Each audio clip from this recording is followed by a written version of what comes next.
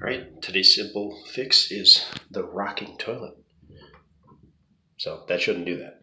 So what we're going to do is take the cap off on that side and the cap off on that side, and we're going to take this wrench and we're going to tighten the bolts. So under there's basically a bolt that sticks up with a nut on it. We're going to tighten that nut down.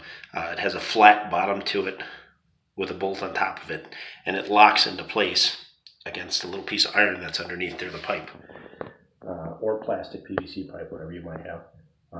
But those are locked in place with that little flat padding on the bottom of the bolt, and we're just going to tighten the nut down, and that should keep this from rocking back and forth. Okay, so I got the cap off. It's perfectly normal for these things to come loose a little bit as the wax starts to deteriorate. And right now I'm starting to feel resistance. So you only want to go until it's tight enough. You don't want to sit there and stress this and crack the toilet. You just want to make sure that it's on there good. So that's good. I'll go ahead and stick that cap back on. And then I'll go ahead and do the other side. This is probably one of the simplest things that you can do. And if for some reason you're tightening it and then the bolt is spinning along with the nut, then it's a good chance that it's broke underneath. But you see how easy this is to turn. I mean, this is really, really loose. It doesn't take much for that to happen. As butts sit on it, rocks it back and forth, it just disintegrates.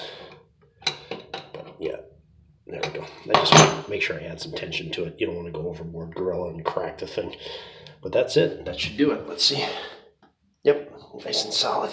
Not going anywhere now. So simple, minute to 2 minute fix with just an adjustable wrench, and then go ahead and tighten those nuts on top of those bolts. And again, if for some reason you tighten it and the bolt is actually spinning with it, a good chance you're going to have to pull the whole toilet up and replace those bolts.